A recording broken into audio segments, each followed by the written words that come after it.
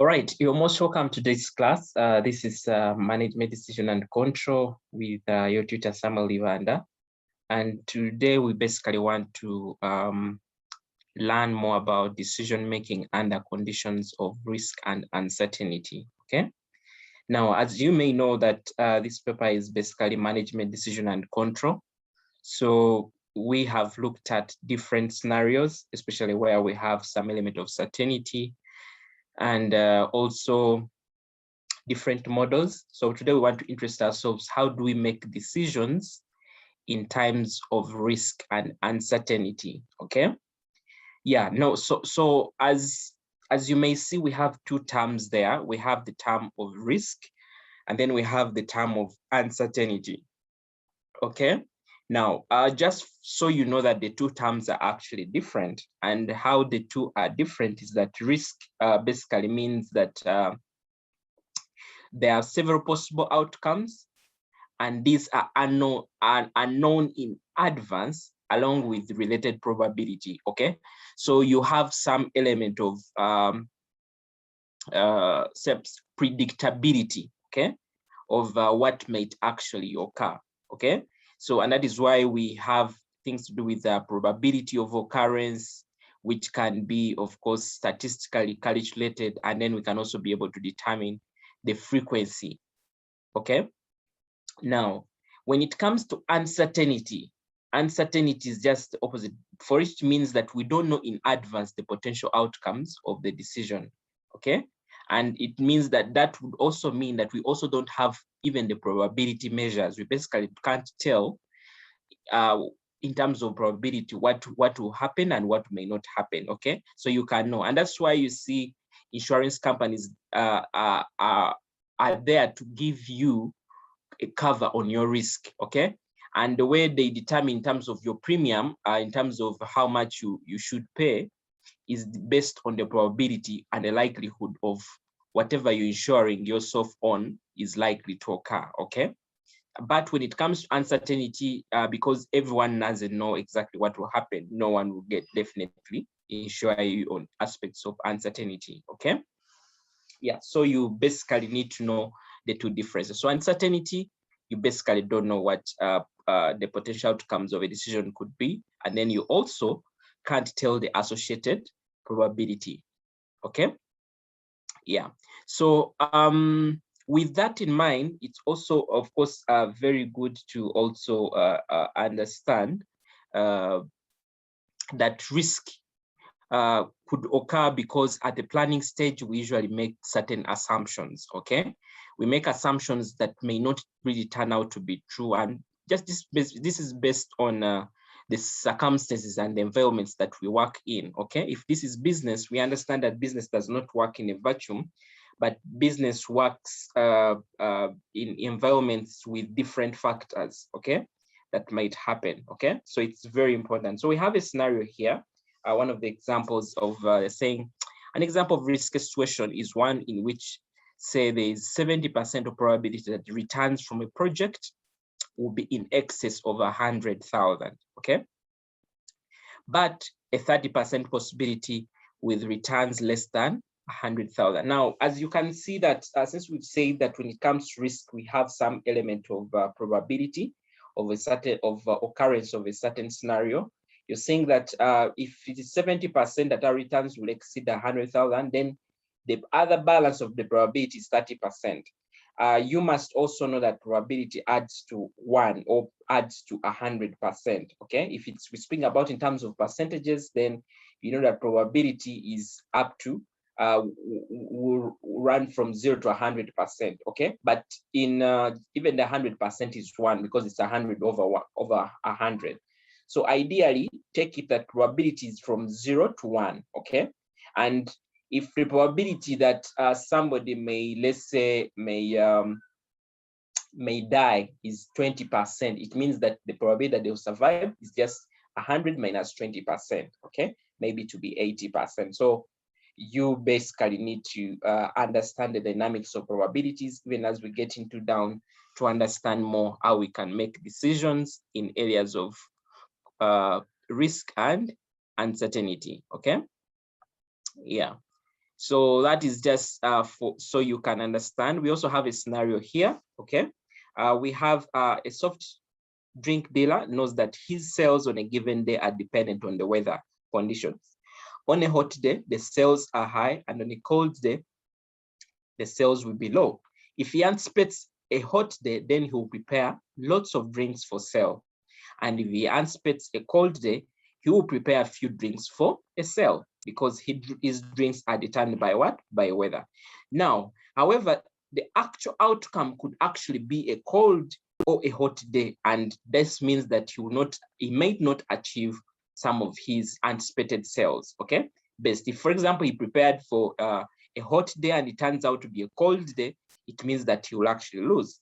If he prepares for a cold day and it turns out to be a hot day, the same thing. Okay, but if plans for a cold day and it actually appears to be a cold day, then it means that he'll be able to meet his sales. Okay, so that's the same thing that we should be able to understand when it comes to risk. So there's the possibilities are there. There are several possibilities, and we also have some relative area of probability, okay, that we can easily attach this to. Okay, so the fact that we've appreciated that risk also comes with probabilities, us is also to understand what is probability distribution and how does it work with expected values. Okay, what's the probability distribution and how does this work with expected values? Now, basically a probability distribution, okay, probability distribution basically shows you the alternative courses of action. Okay, it basically shows the alternative courses of action for management, as well as indicating the degree, okay, the degree of uncertainty that may exist on each of the alternative courses of action. Okay, so it basically shows you an outcome with its respective probability. Okay, and just for you, so you know that these probabilities are based on the circumstances that will really happen. Okay, based on the level of uncertainty that might happen. So we have also maybe also just so you know, probabilities, like I indicated, probabilities, of course, they exist based on maybe evaluation of what has happened in the previous, okay, decisions on determining probability. It could also be statistical, okay, statistical in nature, in a way that if at all, for example, you'd consider, for example, tossing a coin. When you toss a coin, there's 0.5 probability that you actually get a head or a tail. Okay, so and these are some probabilities that can be determined by doing something over and over time. Okay, but so you know that given that we have probabilities, also understanding that the total of your probability should be basically 1. Okay, probabilities range from 0 to 1. Like I said, they are only percentages. If at all, maybe you're looking at maybe 20%. You know, if it's 20%, you know that's 0.2. If it's 100%, then you know that that is 1. Okay, that is what you basically need to know. And we have a scenario here where we're saying that in a product launch situation, the possible states of nature could consist of events such as a similar product being launched by a competitor at a lower price, at the same price, at a higher price, or no similar product being launched. So we are trying to see that we have different circumstances, okay? We have different scenarios that are happening. And from there, we can now rank the different probabilities. Like, for example, it's a case where we have a product launch. Ours is to rank and say, what's the probability that a competitor will come with a lower price? Maybe it is 0.2. What's the probability that a competitor may come with a high price? Maybe this is 0.5. And then what is the probability that a similar product will not actually be launched at all? And maybe we can know that maybe since the other was 0.2, the other 0.5, that's 0.7. So the 0.3 should be for no similar product being launched. Okay. Yeah. So that is just so you know more about how probabilities work. So we have a scenario here of a probability distribution. Okay. And we are going to see a scenario. So we have a scenario here that we are going to use to to understand more about probabilities. And this scenario says a tutor indicates that the probability of a student passing an examination is 70%, is 0.7. And then it means that, of course, the alternative of this meaning that a student does not pass the exam is, let's say, 0.3, okay? So if we are to draw up our probability distribution, okay, we shall basically list all the outcomes. The outcome, for example, in this scenario is pass the examination, which is 0.7. And then the other scenario would be, let's say, not pass the exam, which is 0.3. So you can see outcome with the respective probability. So it's basically a probability distribution. Okay, that's our probability distribution, and definitely this should add to definitely to 1.0. Okay, yeah. So of course, like we have seen like such a scenario, we also need to basically understand that some probabilities can either be objective or subjective. Okay, can either be objective or subjective. And I give you an example, like for example, tossing a coin. That if the likelihood that you get, let's say, a head will, let's say, be 0.5. Now that is sort of an objective probability. But if when it comes to subjective probability, for example, the scenario we had of the likelihood that if we launch a new product, the possibility that a competitor will come up with a product of a higher price, product of a lower price, and maybe no product comes up. If I was to determine respective probabilities on each of those outcomes, you'll see that what I'll have might be totally different from what another expert might have. And our differences might be basically because of our exposure and because of our experience and because of our interpretation of the different market situations. Okay, so in that case, those are actually called subjective probabilities, and the subjective probabilities are so much common when it comes to business because the dynamics of businesses keep on changing and they are not like mathematical in nature, like for example tossing a coin. Okay, the scenarios of the market are a bit I don't know how to bring it, but they are not like straight.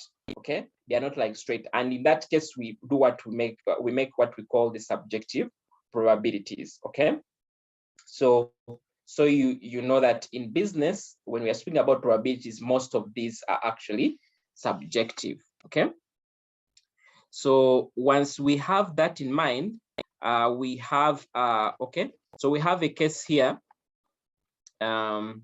We have an example here. So they're saying consider such an example.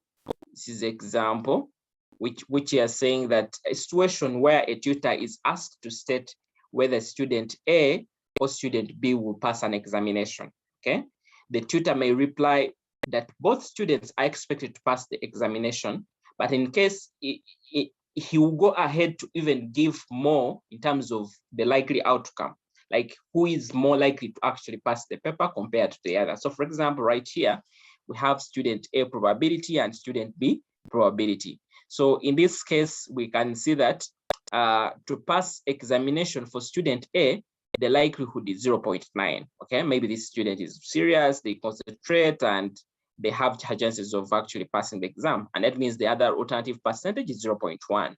Similar to student B in the same way, the probabilities of them passing 0.6, and the other alternative is say 0.4, which gets to 1. Okay, as you can see, these are basically subjective probabilities. Okay, maybe the tutor, by just the way the student participates in class, is making such a decision, okay, on what kind of level of outcome could be for each of these students. So that is something, so you can get an example of that. Okay, so we have another example here, okay, that can help us understand more.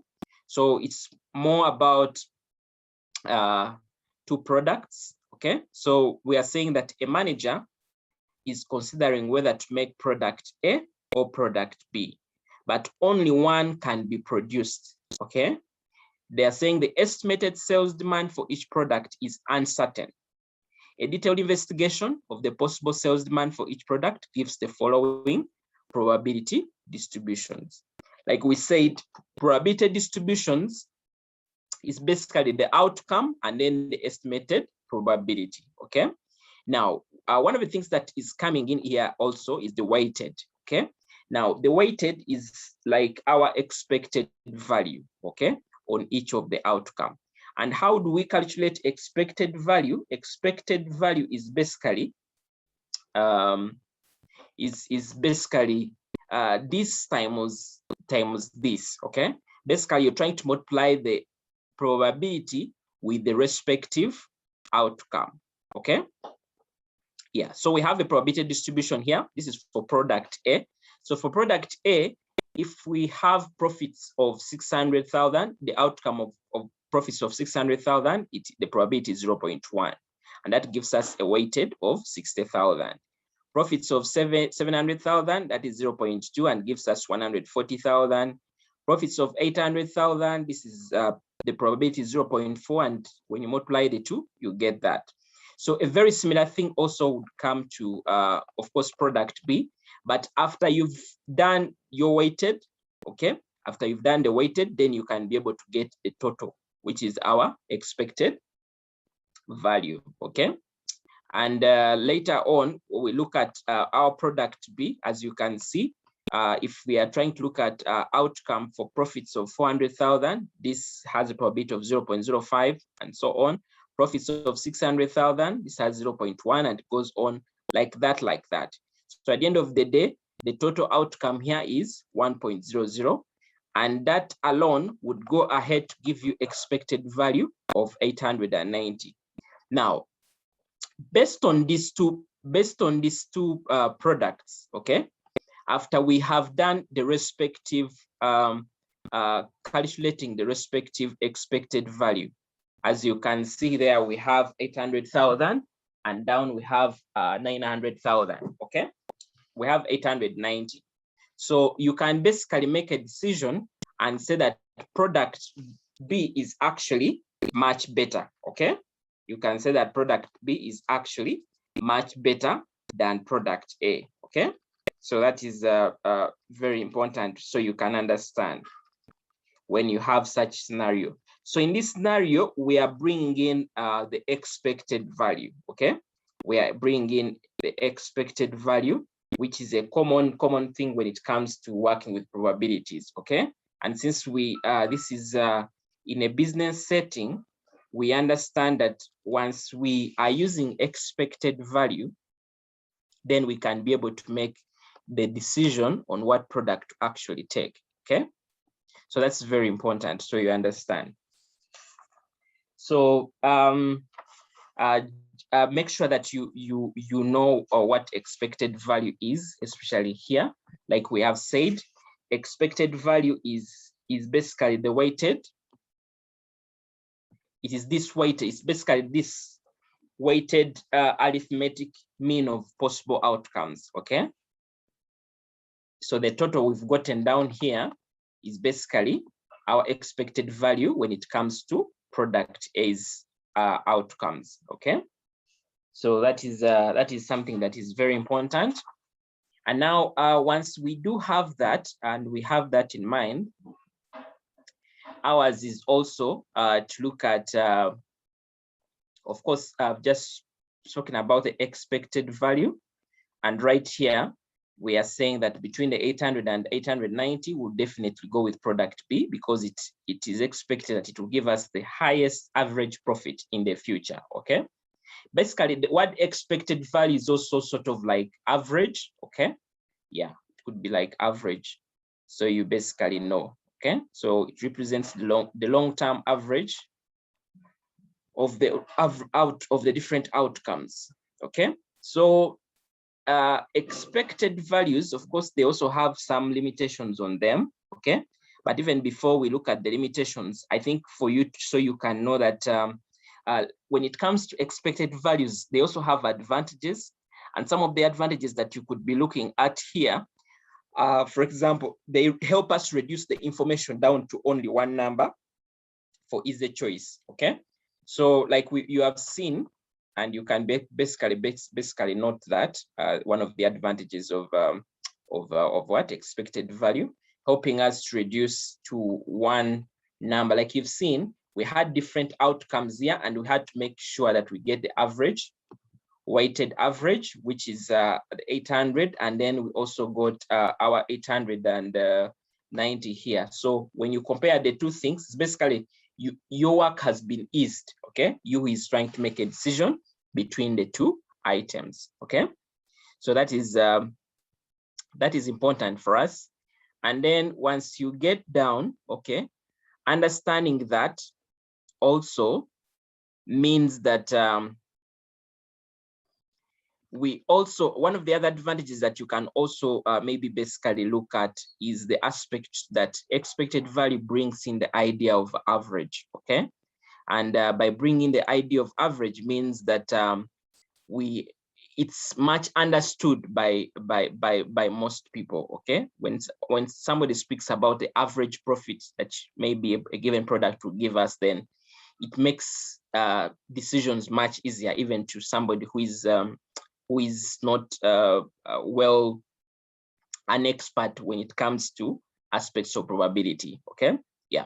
So part of the limitations, or what you may call the disadvantages, like we've seen, the probabilities used in the respective calculations come with a lot of subjectivity. Okay, and this also comes with the disadvantage of probability itself. There's a lot of subjectivity that comes when we are deciding on what probabilities we need to rank for each of the different outcomes. Okay, and then also one of the things that you also need to know is that expected values are long-term averages. As we have seen, we have looked at profits at different levels. We've looked at profits at 600, profits at 800, and so on.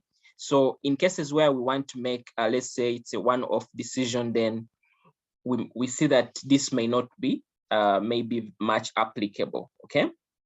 So, and then one of the other things that also need to know that expected values should also do not go ahead to include the attitude of risk for the managers who are involved in the process. Okay, and as we proceed, we shall try to see how managers that have different attitudes to risk are able to make decisions on different outcomes. Okay, and then also time value of money is not taken into account when using, as you have seen up, when we are trying to look at, let's say, profits of different outcomes. Now, this could be, let's say, maybe this could be maybe in year 1, this could be in year 2, it could be in year 3, year 4, or year 5. Okay.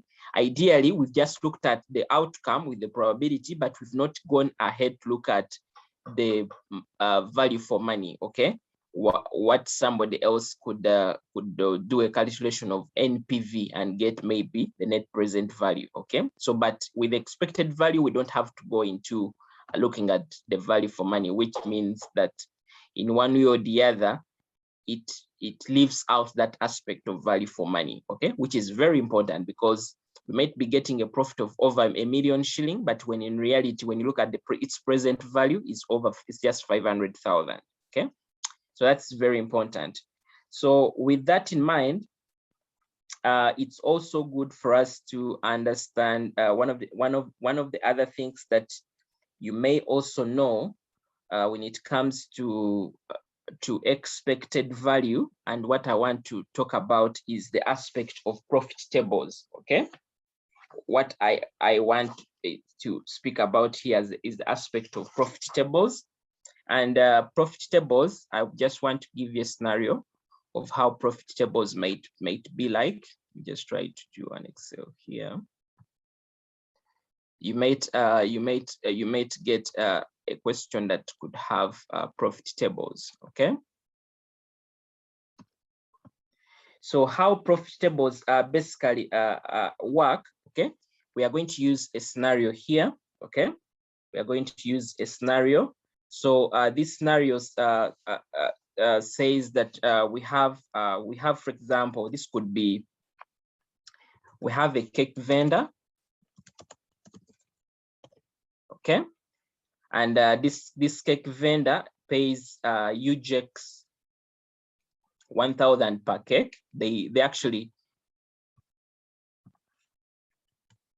they pay 1,000 per cake. This is per cake. Okay. And then they sell this cake. They sell this cake at 3,000 shillings. Okay. Still per cake. Okay. So at the end of the day, any cakes that are sold are thrown away. Okay. Any cakes that are not sold are thrown away.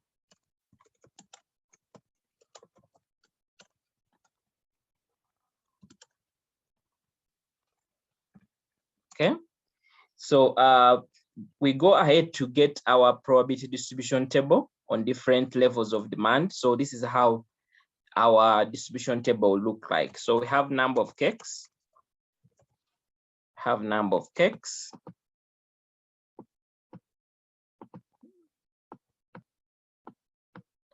So the number of cakes here, we have scenarios of 200. This is like demand. We have a scenario of 400. And then we have another scenario of actually a 600. Okay. So once you have that, now it gets to probability. Okay.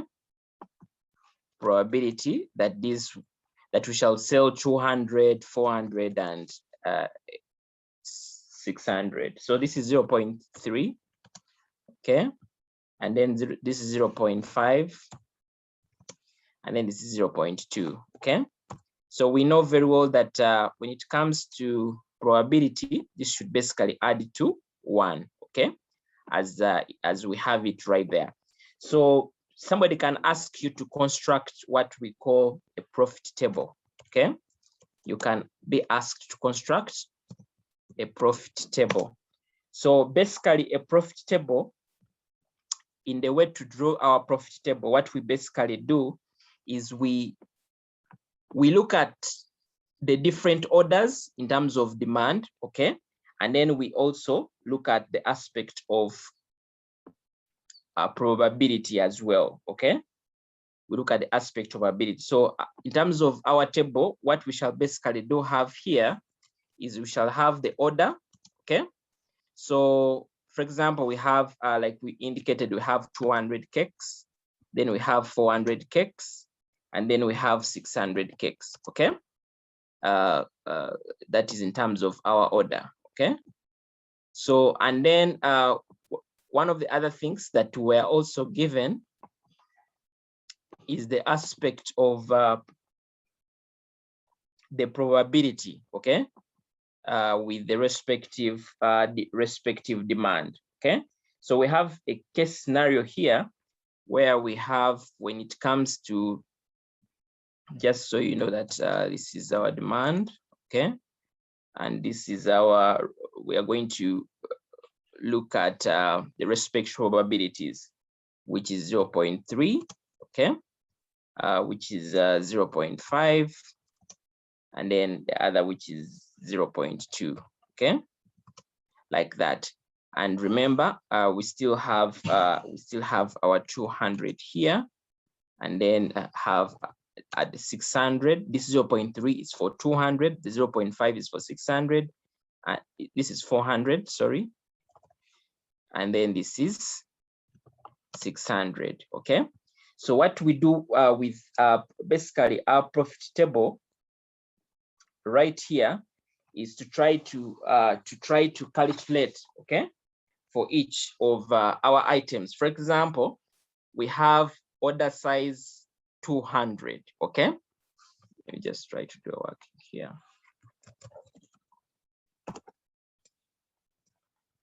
So for our order size 200, ours is to look at, remember they told us that these cakes are bought at what? At 1,000, and then they are sold at 3,000. Okay. So if the order size is 200, it means that our sales would definitely be what? Would be 200 times 3,000. Okay. So it will be 200 times 3,000. And it means that our cost of sales will definitely be what? Remember they told us we buy at 1,000, okay? So it will be 200 times 1,000, okay? Which gives us the difference, which is 400,000, okay? So once we have this, we can now input our what? We can now input our profit. Remember, this is a profit table, okay? So it means that what I'll do, I'll come and put the 400 there, okay? So I'll do the same thing when it comes to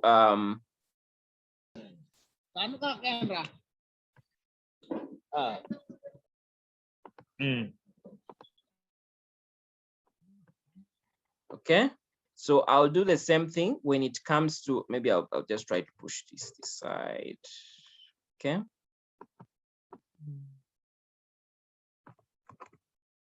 And put this here.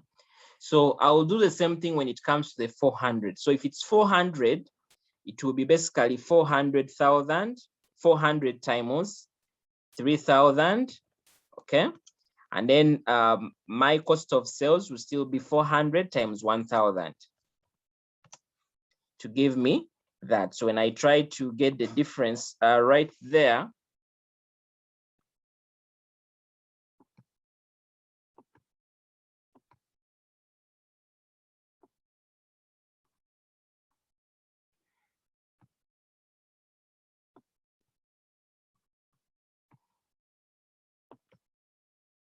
okay, now before I get the difference here, I may need to clarify something very small here. Okay, so we have the scenario one, like we've indicated that if at all we let's say our order is 200 and our demand is 200, it means that we actually our sales will actually be based on 200 and our cost of sales would also be based on 200.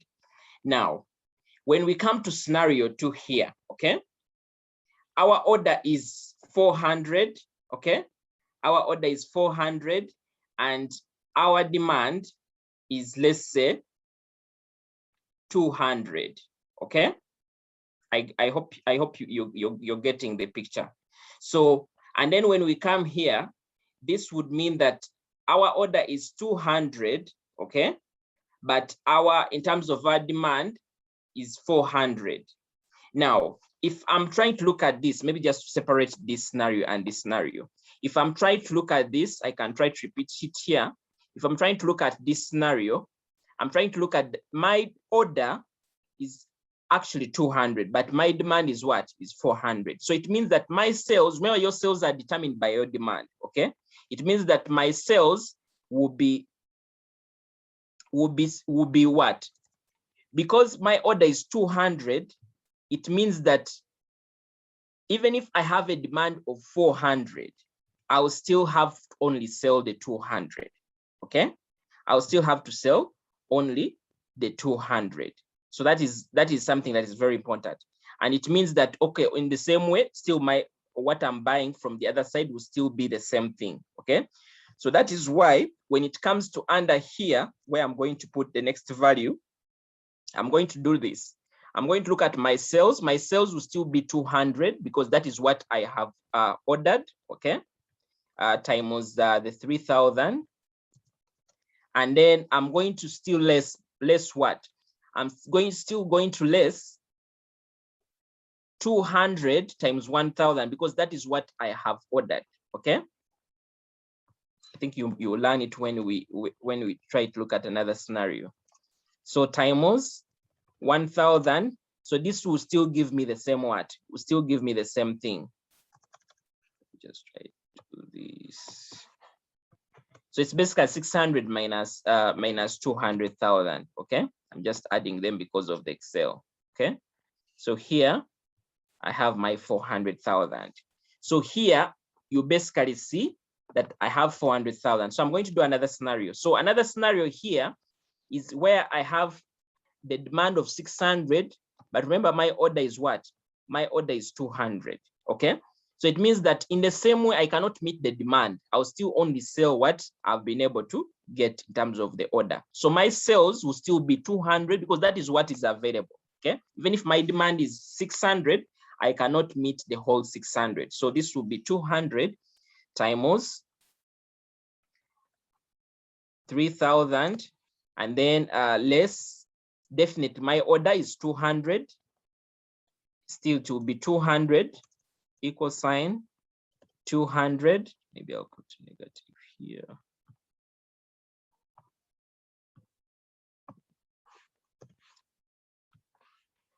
Times still 200. So you're seeing that I'm sorry, this is times 1,000, which is our cost of sales, okay?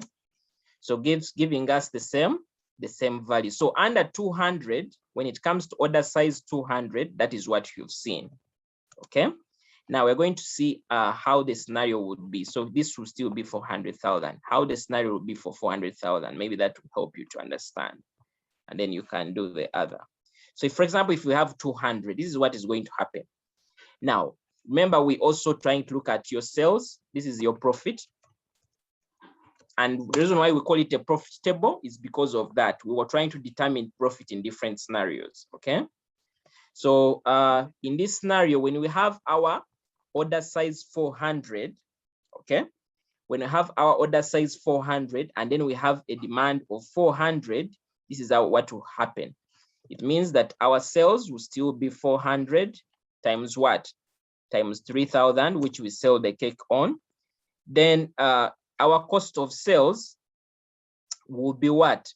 Our cost of sales will still be 400, okay?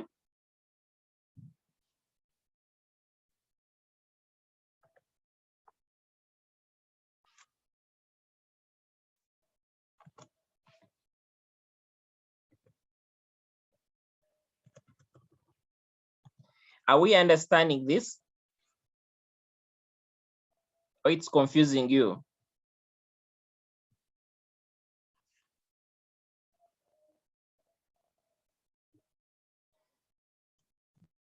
Can I get a comment? Are we understanding this?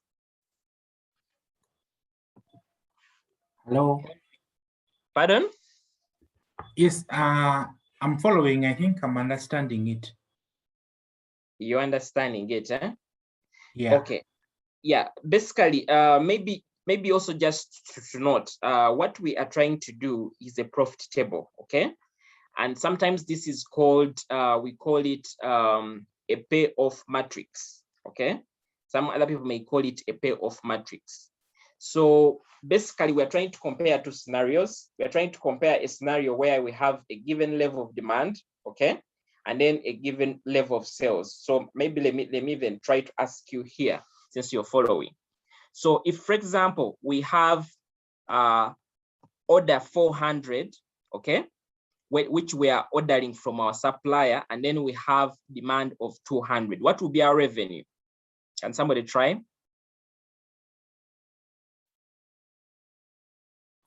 Yeah, our revenue will be 400 times the 3,000, which is the selling cost. No, which is yeah, the price at which we are selling. We are selling at 3,000 each, which is 120,000. Okay, let me repeat for you the scenario. Okay. Yeah. You order 400 from your supplier. Okay, that is what you've ordered. Yeah. But your demand is 200. What will be your sales? Your sales is definitely it is at 200 times 3,000, because that's brilliant. That times 3,000. So what will be your cost of sales? It's again the 200 times 1,000. But remember, you ordered for 400 that came to your premises. Would you still use 200? Remember, your order size is 400, and you sold. Your demand is at 200. Okay, your revenue will be the 200 times the 3,000, which we have done. But in terms of your cost of sales, remember they also told us when it came to this scenario, they told us that any cakes that are not sold are thrown away. Okay. Okay. So what would be your cost of sales here? I think we now take the entire cost that we incurred for the order. Now, I think now for the entire order of 400 times 1,000. Times 1,000. Since Okay. we've done that one, we are not going to sell, but we're going to throw it away. Okay. And our profit here would definitely be this minus this. Okay. So let's try out this together in the same way. You have an order of 400 and 400 demand.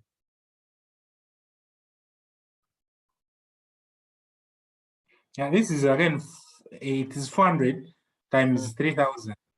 Times 3,000. Yeah.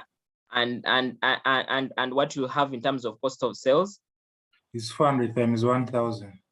It is 400 times 1,000. The reason why we're still using 400 is because your order is actually also is still 400,000. Okay. So basically here the two things are matching. Okay. And that would mean that when it comes to here, it would basically be what? It will be the sales, since this is 600, remember the demand is 600 and your order is 400. So what will be the revenue? It is 400 because we cannot meet the demand. What we have in store is only 400. Yes. So it's 400 times 3,000. So this will be 400 times 3,000. And then cost of sales. 400 times 1,000. This will be 400 times 1,000. 1,000. Okay. To give us the same scenario. So I hope others are also understanding that. Okay. And then it means that if we have our 600 in terms of order size, if we are trying to determine our sales right here, it means that if it's still under 200, our sales will still be based on what the demand is providing, which is 200 times 3,000. But since we are our order size is 600, it means that we have actually ordered 600 despite the demand, and the other will be thrown away. So it will be 600 times 1,000 to get basically nil. Okay. The same thing here. This is 600. Okay. Now our demand right here is actually 400. Okay. So our demand is 400. Our order size is 600. So it means that right here, this will be 400 times 3,000.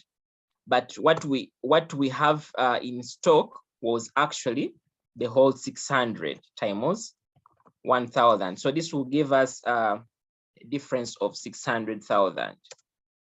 Then lastly, under here, we have still, we are trying to see our sales are determined by demand, which will be 600 times what? Times 3,000. Then our cost of sales will be basically, remember, our order size is 600. So it will be 600 times what? Times 1,000, which will give us 1.2. Okay. Right there. So these are our respective profits in the different scenarios.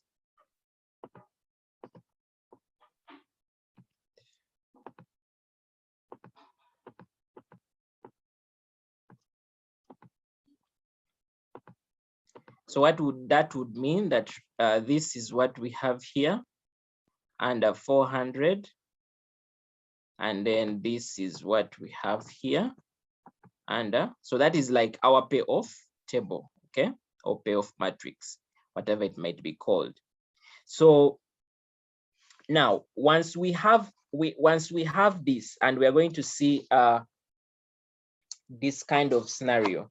So once we have this as our profit table, okay, another question can be asked for us to calculate what daily order the vendor should actually place in order to maximize the expected value of the daily profits. Okay, so we have seen what has actually happened for the different orders. So basically the vendor is asking themselves, so what order should I make so I can maximize in terms of my, of course, profits? Okay, so what we shall do basically to attain that is we shall find the expected value in each of the orders. Okay, we shall get the expected value in each of the orders, and the expected value means that we shall look at the outcome vis-a-vis the probability. Outcome vis-a-vis the probability. So it means that if you are trying to look at order 200, basically what we shall do, and this you can also do it on your side, it is this times this, which gives us the weighted value of that response, plus this times what? Times this, okay? Plus this times that. So that will be our expected value for that outcome, okay? Which is 400,000. And the same thing that we shall also do, of course, if you're doing a written exam, you have to put the working down, but just for learning purposes, so you can know that we are multiplying this, the respective outcome with the respective probability, okay? Plus this times this plus this times this, okay? Like that. So it's the same thing right here, which will be this times this plus this times this plus this times this. So you see what we are getting. So we are getting 400,000 for order 200, then we are getting 600,000, 620 and 540, okay? So from right here, we can actually make a decision that order 400 gives us the maximum what? Gives us the maximum expected value, which reflects into the maximum profit, okay? So in advising this vendor, we should advise them to actually do what?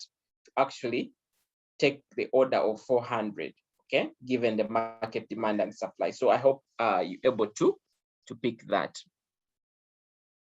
So that's what I wanted to comment about those profit tables, okay? So you can basically understand that.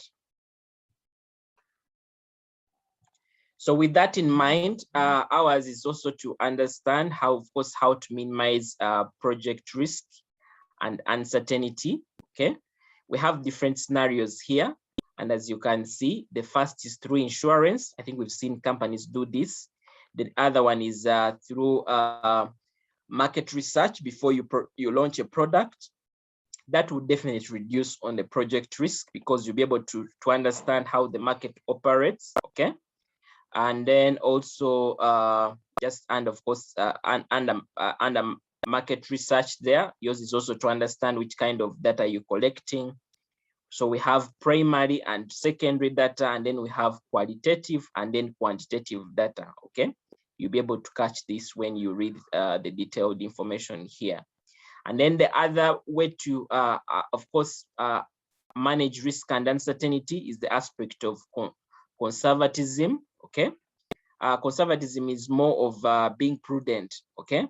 And this this basically involves you estimating the outcomes in a conservative manner, okay? And then that makes you only go for only the safest side of the decision, okay? Of course, this has its shortcomings as well, because you miss out on the other side of what? Of the risk ventures that might have better outcomes, okay? And then the other is also to use probability and expected values. I think we have seen this for the example we've just done of the profit table. And then the other is setting maximum payback periods over which projects should be rejected, okay?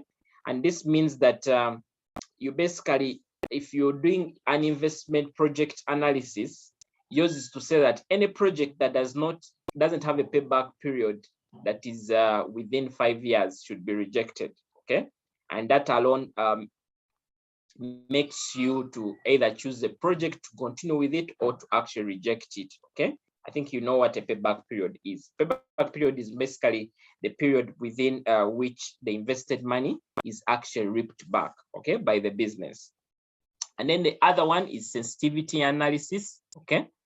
Maybe or to understand more about sensitivity analysis, we are going to look at that. But also the other one is making prudent estimates of cash flows, okay? So before we look at the aspect of sensitivity analysis, it's also one of the key things when it comes to making decisions, okay? Especially in uncertain situations, is the aspect of decision tree and the probability tree analysis, okay?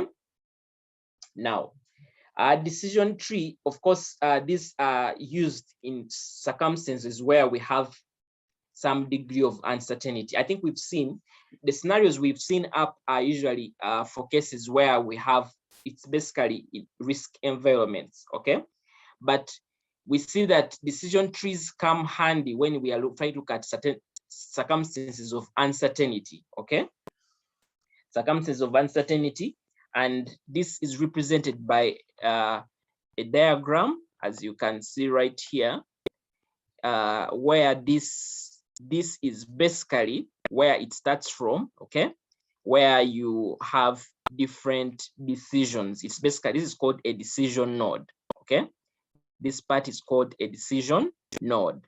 And also to understand that from the decision node, we have different lines that represent different outcomes, okay? Like that. Now, in cases where we have a given alternative with, again, extra situations of various possible outcomes, okay? Like, for example, I'll give you an example. If, for example, we're trying to make a decision here of, let's say, launching a product, okay? We can either say, it's either we launch the product or not. So we can have two different decision options. But then if we launch the product, we could also have scenarios of the product is much likely to be successful, the product is moderate to be successful, and the product is likely maybe not to be successful, okay? So with that, we use what we call this outcome point, which is a 0. So a 0 can actually start from this level, from after this alternative branch. So we can have a decision, an outcome point here that represents any other scenarios that might happen, okay, in case we make that kind of decision, okay? Yeah, and of course, like we said, every possible outcome is represented by a branch on its own, okay, coming out from the outcome point. So in the same way, if we have a 0 here, it can have different lines, okay? So that is important. So of course, one of the other things that you should also understand when it comes to decision trees is that these should actually be made in chronological order, at least from left to right, okay? So you start from the first, the different decision, we call it the decision node, okay? You start from the decision node and you include the respective alternatives, okay? And then from there, in case you have maybe an alternative that gives you different outcomes, then you come to include your outcome point, okay? So that's how basically we do. So, so you know, and of course, to draw this, you may just need something like maybe you can use a pen, a pencil, okay? And maybe just a ruler to make sure that you're very systematic, okay? Now, in evaluating decisions using a decision tool, what we basically do is we evaluate from right to left and calculate the expected values of each outcome. Okay, it's basically called a rollback analysis. Now you saw that when we are drawing, we say that we start from what? We start from the left to the other side. But when we are making the analysis, ours is to actually do what? Calculate the expected values of each outcome coming from what? From the right to the left. We are doing the reverse. Okay, that's why it's called a rollback analysis. Okay, and also so you know that for an outcome node, the expected value is gotten by doing what? By adding the expected value of the branches leading to the outcome node. Okay, so you basically you get the weighted outcome on each of the branch, and then you're able to add the rest all the branches to come up with what? To come up with the expected value. Okay, and then for the decision node, if we are dealing with revenues, we create different alloys that would lead to the highest expected value of the revenues, which are contributions. Okay, and then when we are dealing with costs, we need the alternatives that lead to the lowest cost. So we are going to try to see when it comes to decision tables, maybe before we look at the disadvantages, ours is to look at a scenario. Okay, we could actually look at a scenario here.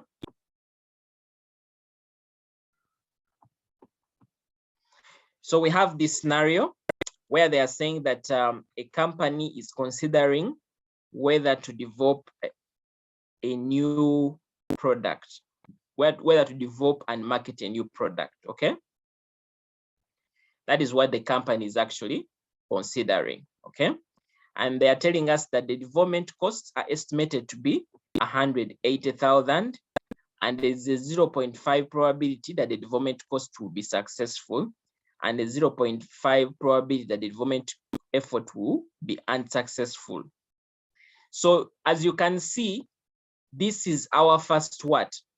These are our first two alternatives that are coming from the decision node. Okay, so if we are to draw up our decision tree here, would start from this scenario. Okay, let me try to see if my paint here can allow me.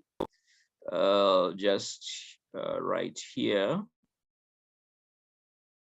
So if this is what I have, remember, said we start with our box right there. Okay, and that we call this our decision node. Okay, and we are saying that after that, ours is to now draw the different options. Okay, from here,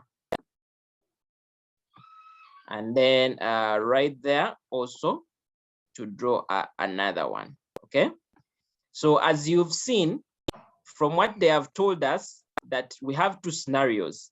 We have a scenario when the project development costs are successful, and we have a scenario where these are not successful. So we shall put the respective probabilities. Okay, so we have 0.5 and 0.25. So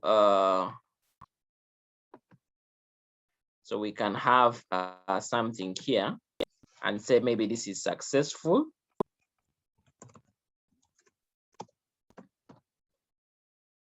This is the successful node. Okay,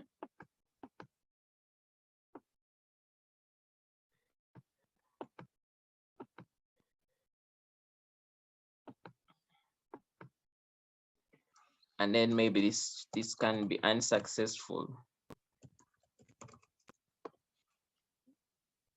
Okay, so once you have that, yours is to also look at scenarios of including the respective probabilities, like they indicated here. they told us that 0.5 is for success, for the project being successful. So I want to include the probabilities on the respective my program here. So this is, let me see, maybe this is 0.75.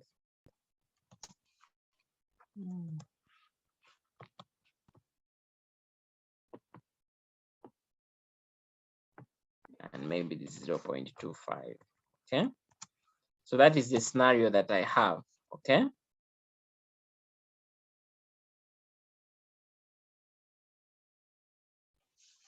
okay, so once I have that, remember they told me that in case there is one outcome has one of the respective alternatives has more outcomes, then I'll have now what we call the outcome point. Okay, so what this means is that they are telling me that if the development is successful, the product will be marketed, and it's estimated that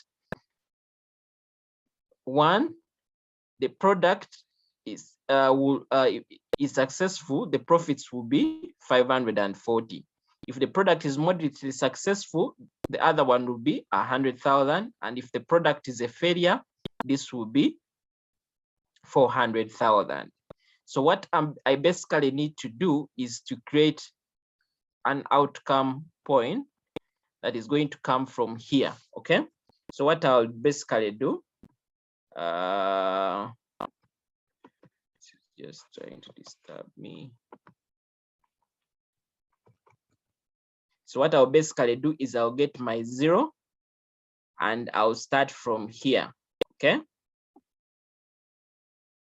basically definitely it should start from here. Let me just try to see if I can move this successful here, but it should basically start from here. Okay, so I'm going to have different scenarios. So I'm going to have scenario A, and I have another scenario B, and I have another scenario again.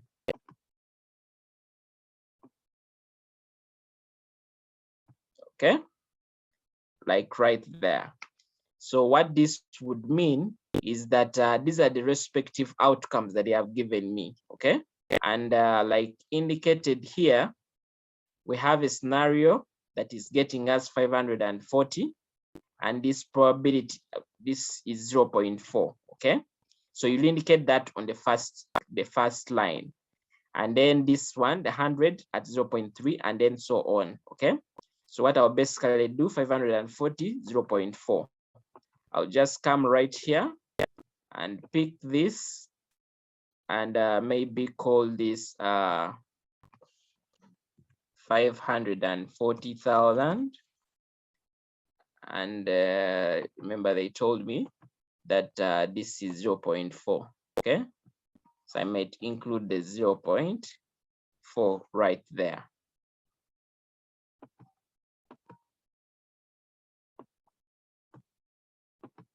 Okay, and definitely I'll get the other alternative outcome, which they are telling me this is 100 at 0.3. Okay, 100 and 0.3. So that would mean that this would be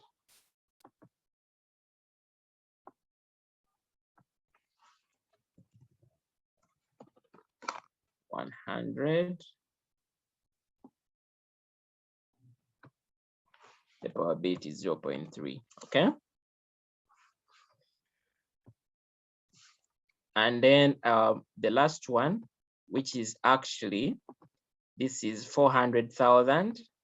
Okay, at 0.3.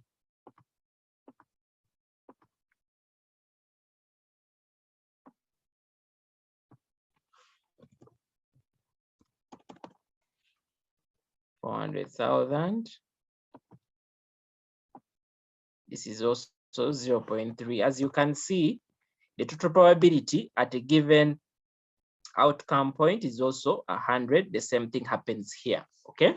So that is the kind of scenario that we have. Okay.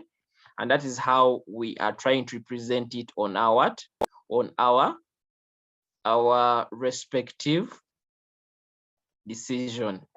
And like of course, they indicated to us that this is 180. The development costs are 180. So we just need to also include here. Remember this first point of the 180.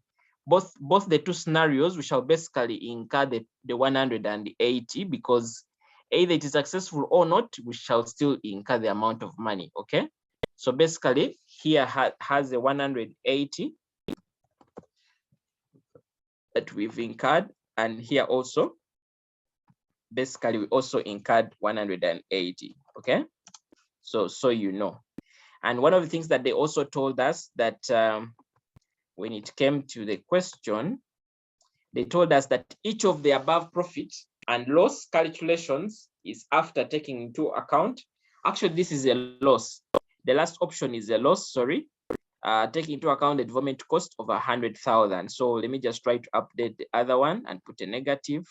This is a loss. So I hope it can pick up.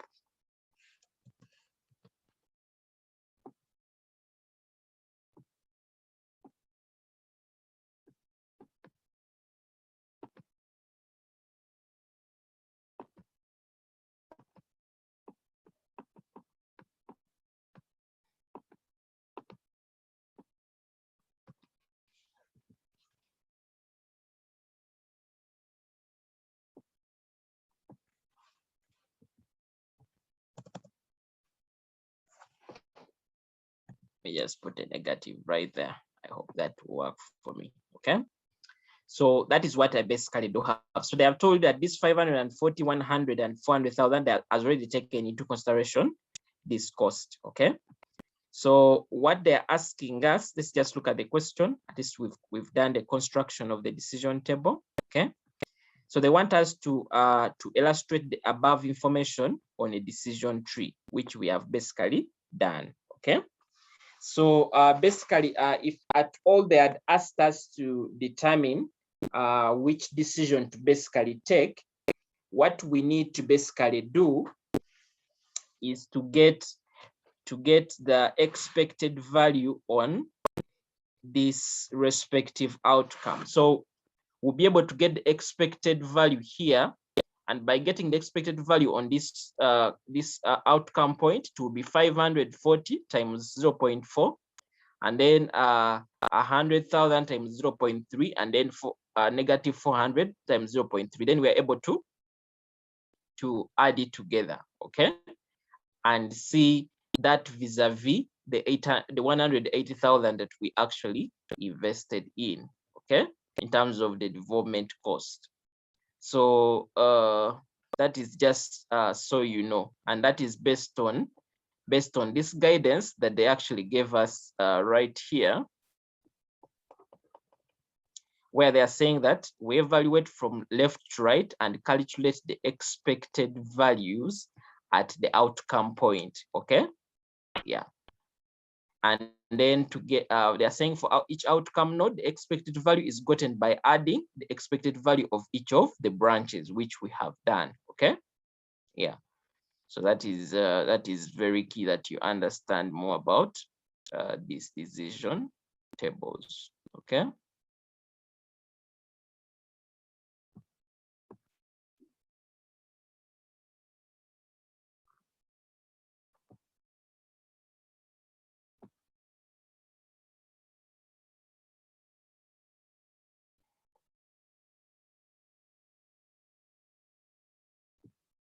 Okay, so we have a scenario here, which we have just looked at.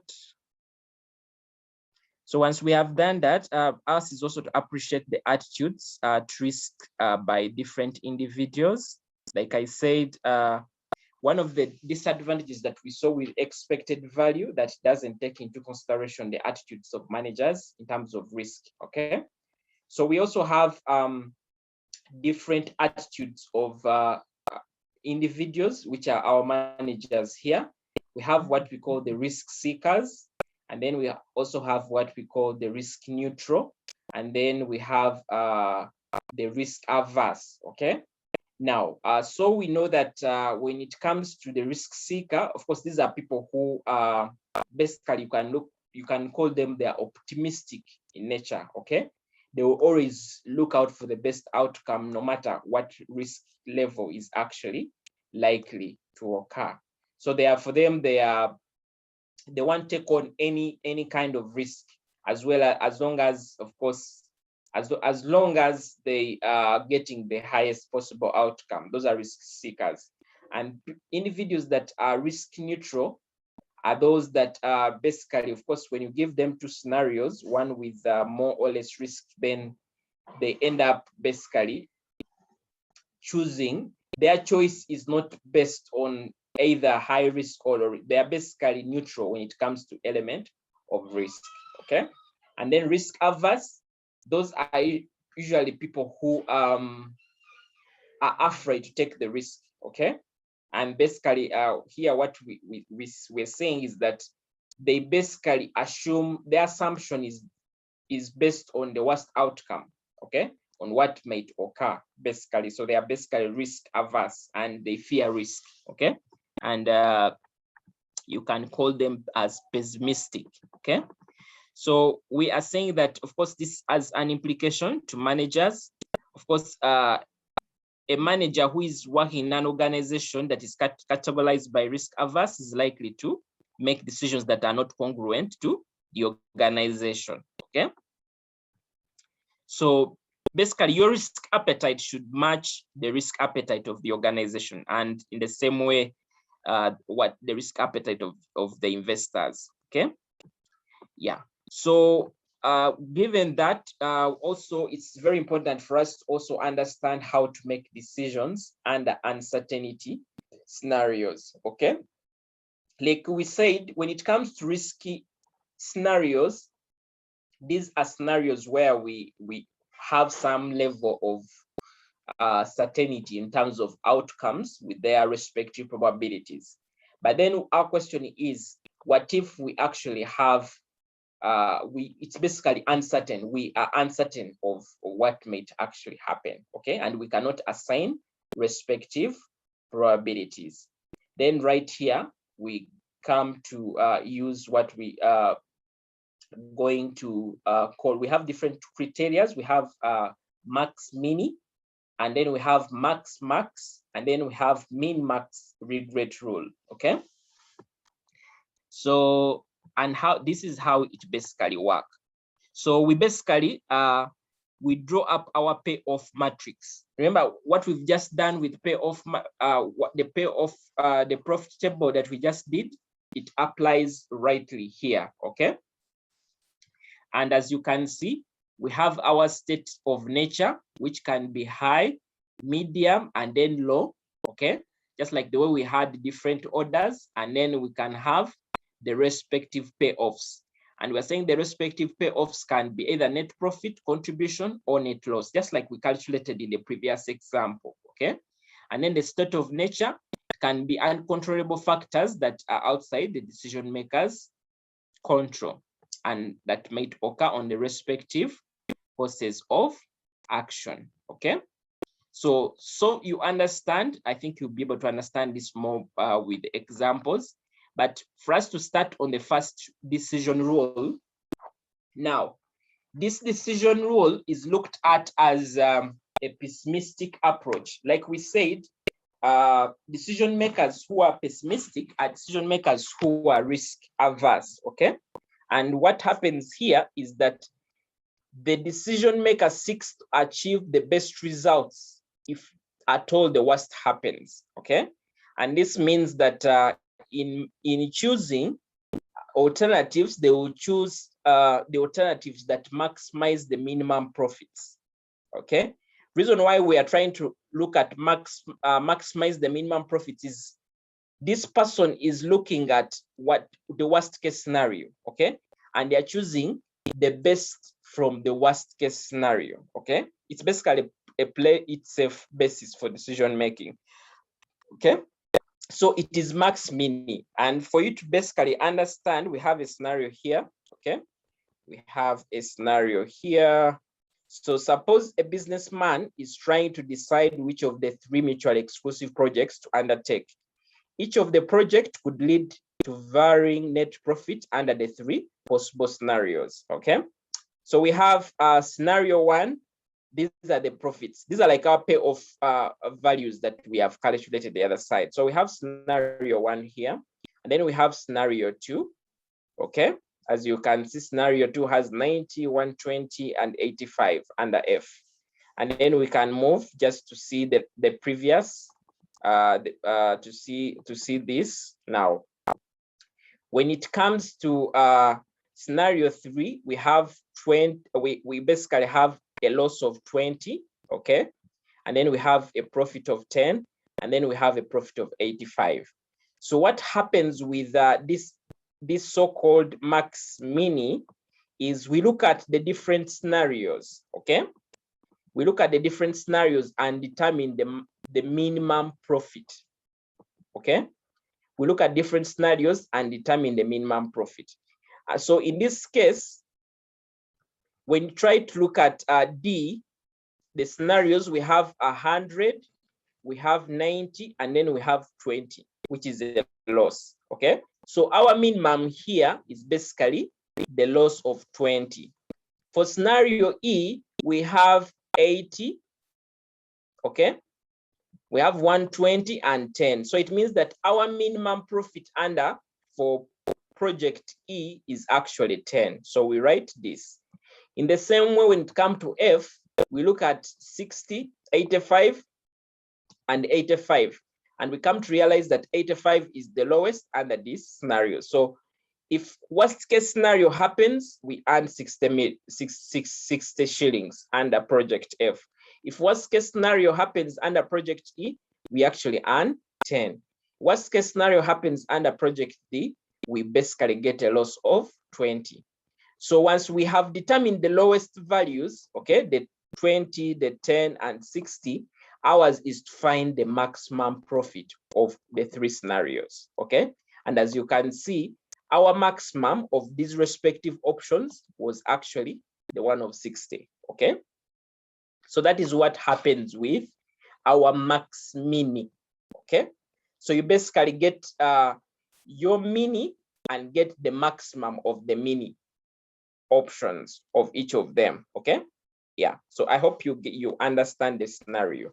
So maybe just to just give a similar scenario to what we just did here, is that if this is the scenario and these are our profitables, definitely my my mini here will be 0. Okay, and my mini here will basically be 400,000.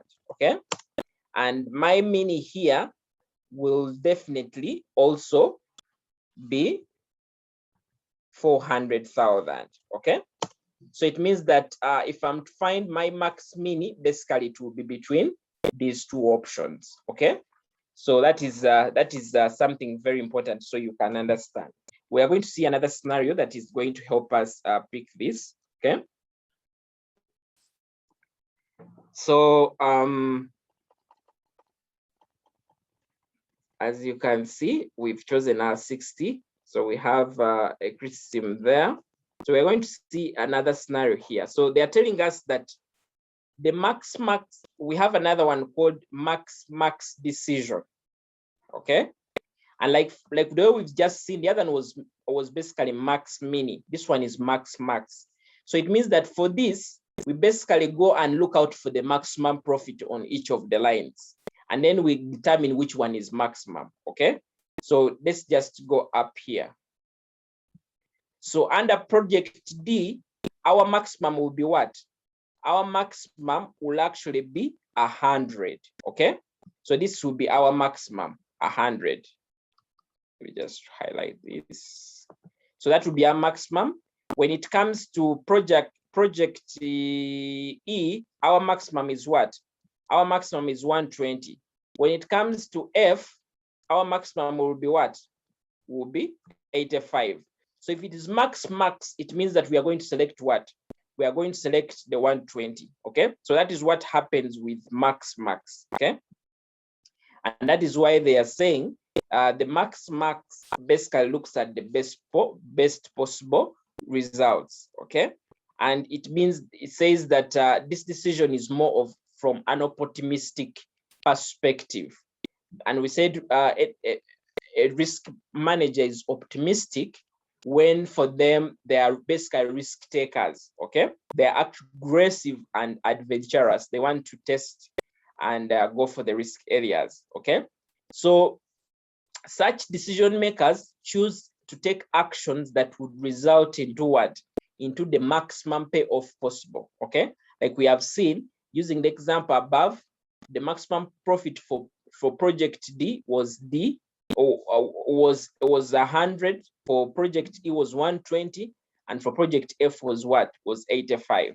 So in this scenario, would actually choose project E, which gives us a higher maximum profit, okay? So that is what we did. We basically chose this one because it's the one that had the maximum, okay? So I hope you're picking, and in case you're getting any challenges, use the chat box, and then I can be able to clarify, okay? Yeah.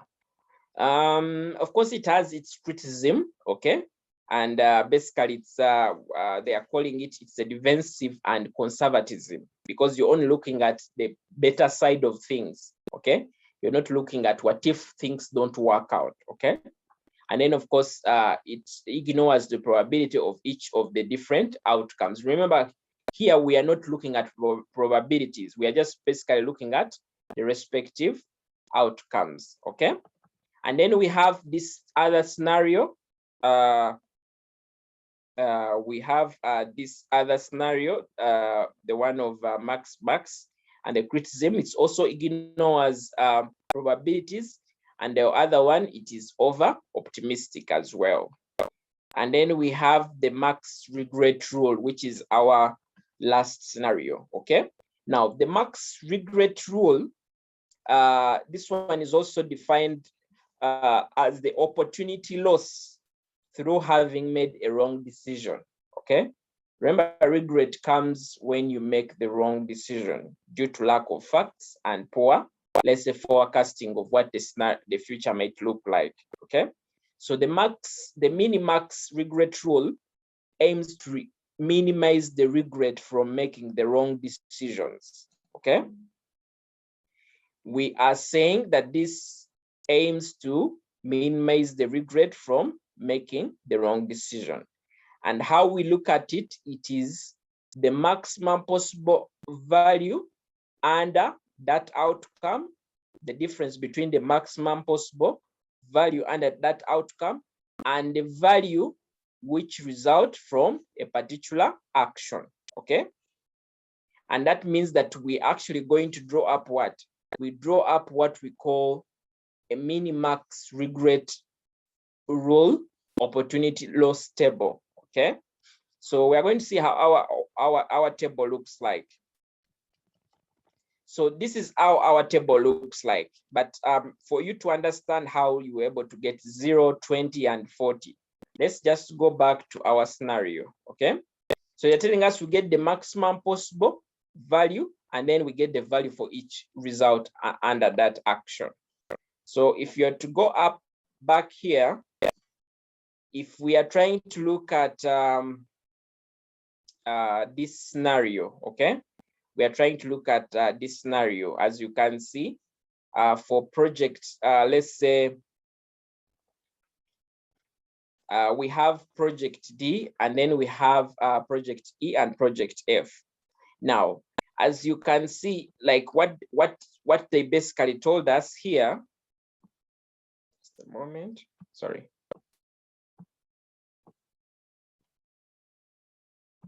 We're basically trying to get the maximum possible value of that outcome and the value which results from each particular action, okay? Now, as you can see, we have scenario 1, we have scenario 2, and scenario 3, okay? Now, ours is to look at, let's say, the different scenarios, okay? So we have scenario 1, okay? And as you can see, we have 0, 20, and 40. Now we are going to see up here how we got the 0, 20, and 40. Now, do we see right here? 100 is our maximum on this scenario. Now, as you can see, when it comes to this max regret rule, is that we are basically looking at scenarios. We are no longer looking at the product, okay? So when it comes to here, we are trying to look at scenario 1. Scenario 1, D has 100, E has 80, and F has 60, okay? Which is our maximum? Our maximum is 100. So when we get our maximum to be 100, we now subtract each of these points from 100. So here we shall get 0, here we shall get 20, and here we shall get 40, okay? So 100 minus 60 gets you 40, okay? So that is how we shall construct our opportunity loss table for the first line. When it comes to scenario 2, our maximum is what? Our maximum is 120. So it will be 120 minus what? Minus 90, which gives you, I think, 30. Then this will give us a 0, and this will give us, I think this is a 35, okay? So you're going to see that reflected when it comes to our scenario here. So that's why we have 30 here, we have 0 here, and then we have 35. So if you do the same thing for this other last scenario, okay, we can try to see. Remember here we had 20, a loss of 20, then we had a profit of 10 and 85. So this is our maximum, okay? So we are saying that if we are to get 85 and less 20, remember this is a negative. So 85 minus 20 gives you 105, okay? And then when it comes to this, 85 minus 10 gives you 75, and this gives you 0. So that is exactly what we have just right at the bottom there, okay? We are going to see it happen. So right here, as you can see here, we have 0, we have 75, and we have 105. So what happens, this is our opportunity loss table, the one we have drawn. So the maximum regret, remember, we go and get the minimum here, okay? As you can see, we are saying that the lowest of the maximum regrets is 40, which is for project F. So project F would be selected if we are trying to look at the minimax what regret rule is used, okay? So that is what happens with this so-called minimax regret rule, okay? So the whole thing that you need to do as your takeaway is how to determine the opportunity loss table, okay? So that is very important for us right there to know, okay? Yeah, so this was just another example, okay, to help you to understand. You forgive me about my Word document, it's a bit distorted, but it's basically the same principle, okay? You just need to know how to draw up that loss table, okay? So that's important for you to understand. Contribution tables, we already did a contribution table, just like the way we just did the profit table that I just calculated for you. That would be something to do with the what? With the profit table, okay? Now, ours is now to also understand how sensitivity analysis is. Remember, sensitivity analysis was one of the ways to manage risk and uncertainty, okay? Now, by sensitivity, here we are trying to look at a what-if analysis, okay? When somebody says sensitivity analysis, this is so much to do with what-if analysis. So it's basically trying to describe a technique where decision options are tested for their vulnerability to changes in any variables, such as expected sales, sales per unit, sales price per unit, material costs, labor costs, etc. Okay. So sensitivity analysis also, for you just to know that it can be used for a situation so long as the relationship between the variables can be established. Okay. So we are going to try to see, but before that, also to understand that sensitivity analysis also has respective approaches, and these are 3 in number. So we have one of the first approach is to establish, is basically estimating how much cost revenues would need to differ from their estimated values before the decision would change. Okay. And then once that is done, also the other one is to estimating whether a decision would change if estimated costs were, let's say, a given percentage higher than the estimated revenues, as well as also maybe either lower than, let's say, maybe the estimated expenses right there. Okay. And then the other approach could be estimating how much costs and or revenues will need to differ from their estimated values, okay, before a decision maker makes a decision between 2 options. Okay.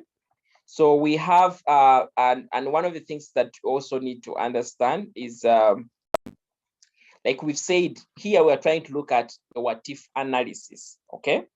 We're trying to look at a what if analysis, and once we are doing sensitivity analysis, basically we need to understand that, of course, we can try to use information technology, that is IT, okay, which can be maybe through spreadsheets. Okay. We can also use things like, let's say, linear programming. Okay. And we can also use flexible budgeting is also a form of sensitivity analysis. Okay. Now, sensitivity analysis has certain weaknesses, but before the weaknesses, we can just try to see a question here that can give us this picture. Okay. So since VITE has estimated the following sales and profits for a new product, which it may launch to the market. Okay.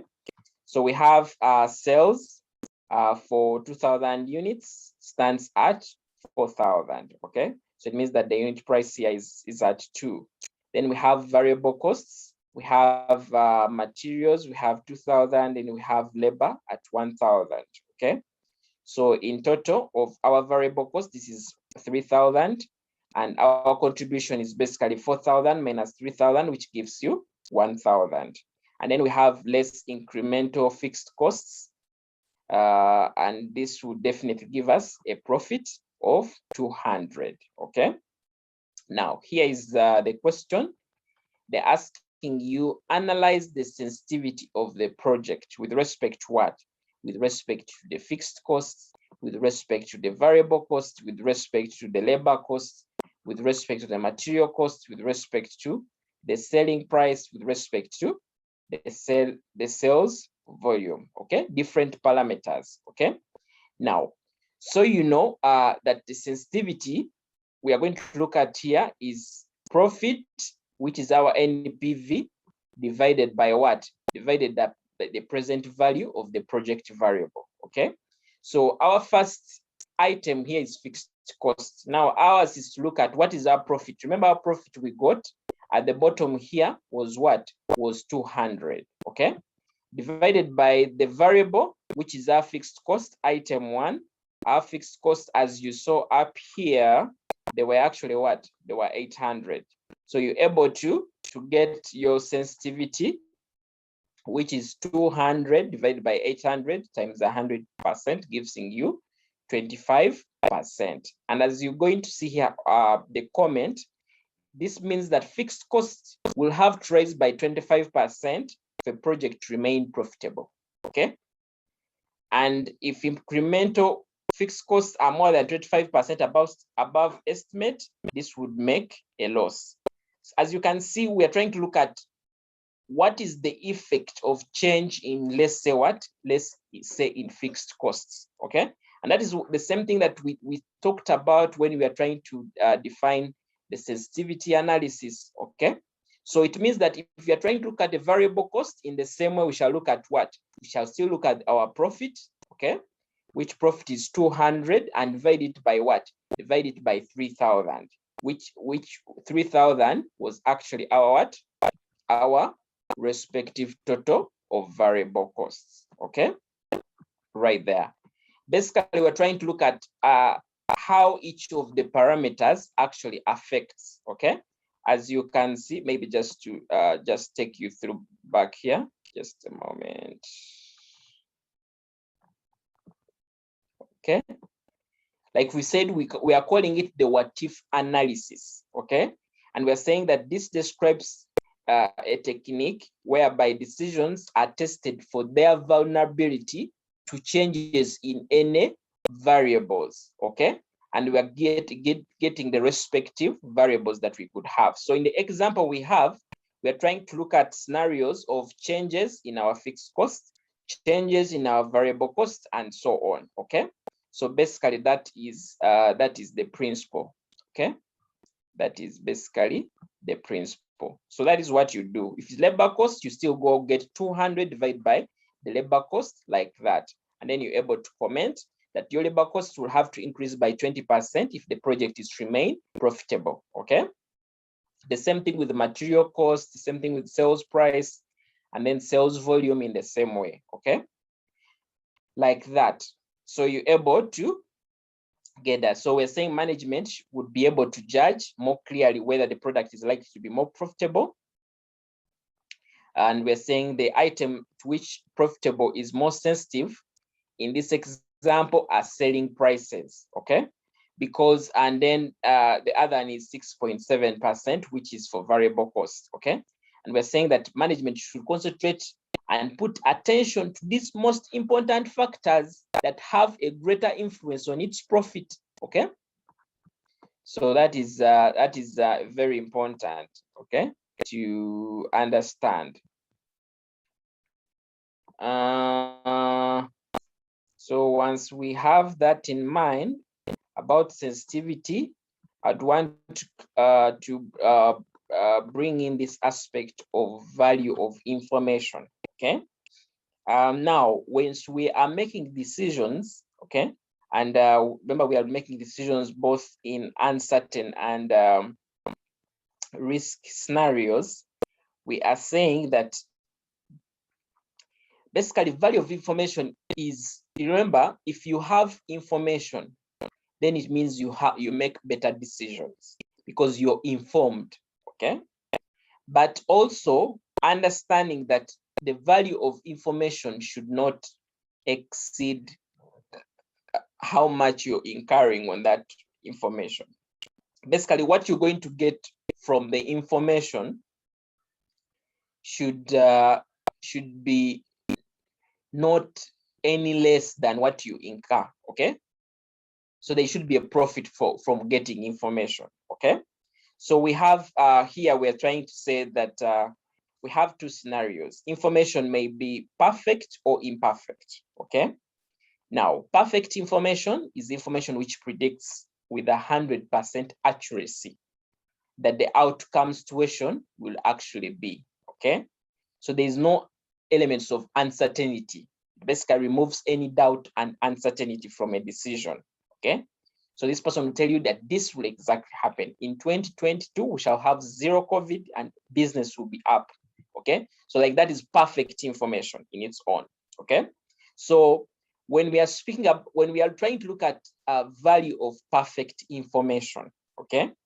We basically look at two things. Is basically get the difference between the expected value of profit with perfect information, and then we subtract the expected value of profits without perfect information, okay? Basically, we're trying to see if we are trying to make decision based on information available, what do we benefit than us making decisions when we are not basing on any kind of information, okay? So that is what we are basically trying to do here when it comes to determining our what?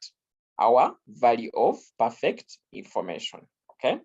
So if we are trying to look it in terms of steps, of course, step one is if we don't have perfect information, then we must choose between two or more decision options. Then we'd select the decision option which offers the highest EV, okay? This is a case where we don't have, of course, where you don't have perfect information, okay? Where we are saying that we select a decision option which gives us the highest EV of profit, okay? Now, this option, of course, will definitely, of course, be the best, not be the best option under circumstances, because there will be some probability that if we select this, it means that certain events may actually occur, okay? And then we have the step two, which looks at where we have perfect information, okay? Remember we said that we get scenarios where we don't have perfect information, and then a scenario where we have perfect information. So where we have perfect information, it means that the decision is selected will differ according to what the outcome situation will be, okay? Now, in making the decision, we shall basically look at something that gives us a highest profit or a lowest cost, okay?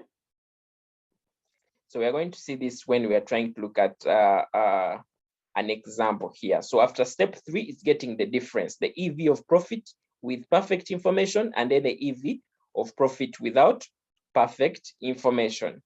So we have a scenario here that tells us that the management of KCCA must choose whether to go ahead with either of the two mutually projects, okay? Mutually exclusive projects, okay? Which is project A and project B. Now, of course, mutually exclusive means projects that cannot be run together, okay? That is what exactly happens. So we are saying we have two scenarios here. We have scenario A, option A, and option B. We're saying profits if strong demand for project A, we have 4,000 and 1,500. Then we have profits if moderate demand, 1,200 and 1,000. Then we have scenario profit if there is weak demand, okay? 1,500. And then we have the respective probabilities there, okay? So they are telling us, this is what they are telling us. They are telling us that ascertain what the decision would be based on expected value if no information about demand was available, okay? If we didn't have information about the demand, okay? They are telling us that ascertain what the decision would be, okay? Based on expected value if we are told we had no information. And then they're also asking us to calculate the value of perfect information about demand, okay? Yeah. So just to give you a scenario here, so like they gave us, remember they gave us different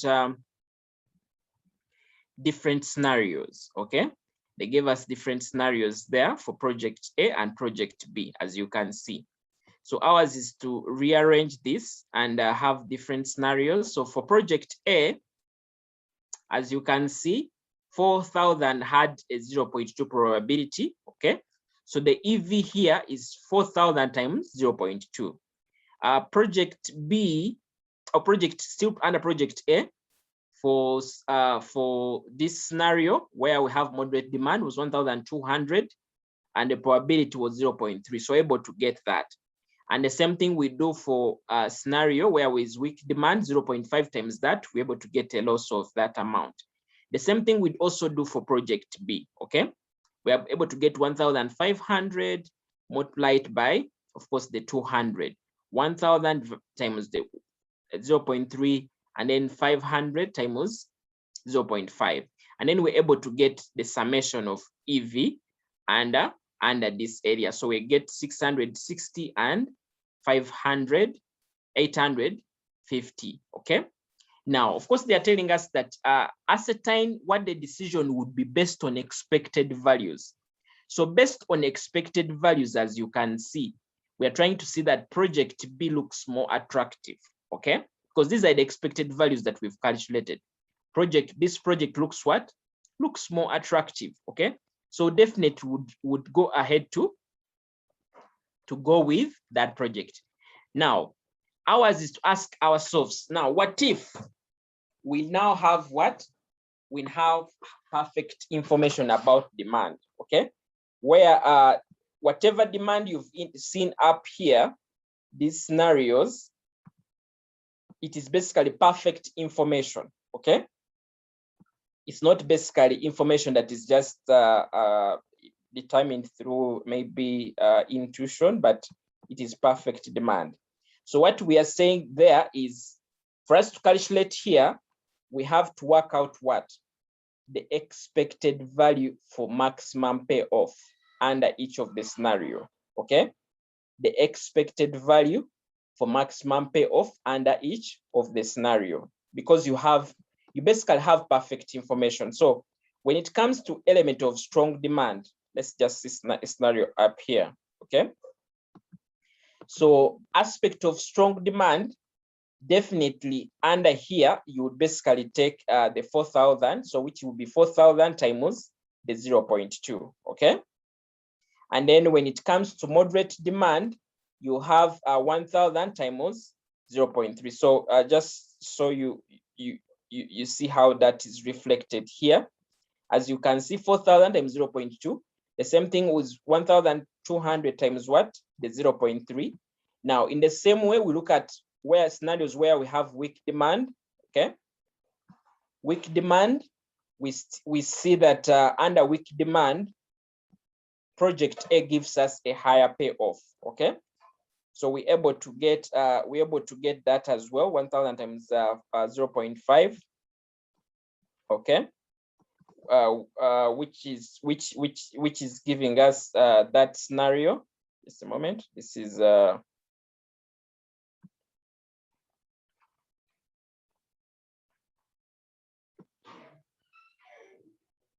so it's actually 0.5 times what? Times the 500. Sorry. Okay. Which gives us what? Which gives us the respective 250. Now, right here, when you try to add 800 plus 360 plus 250, that gives you 1,410, okay? So for you to determine the value of perfect information is basically what you made choice here. Remember, we made a choice of 850, and then we are now subtracting what? We are now subtracting the EV of profit with perfect information, okay? Now, so you just reference you back here, maybe for better understanding on what we said when it came to the steps. Maybe you better understand the steps now. Remember, they told us that our step one, if we do not have perfect information, okay, and we must choose between two or more decision options, we would select a decision option which offers the highest EV of profit. So as we did that, or they have also told us, or lowest EV of cost based on the scenarios, okay? And they're saying this decision will be the best decision under all circumstances. Now, when it comes to our scenario here, I think that is what we exactly did. We determined our EV, okay? And we were able to determine that project B had a better choice, okay? And then when we come to step 2, we say that with perfect information, the best decision option will always be selected. The decision option that is selected will differ according to what outcome situations will be. The choice will be the outcome that gives the highest profit or lowest cost in circumstances, okay? We will know. And we then calculate the EV of profit, okay? So in this scenario, as you can see right here, okay, ours is to look at this. Now, right here, the best we could get is 4,000 times the 0.2, okay? And the best here would get was 1,200 times 0.3. Now, under weak demand, our best is 500, okay, times 0.5, because this is a negative, this is the loss, okay? So that is why we got 4,000 times 0.2, which was about 800, plus 1,200 times this, which is, I think, about maybe about 240, and then this 500 times 0.5, which gave us I think gave us 250, okay? Gave us 250, just a moment.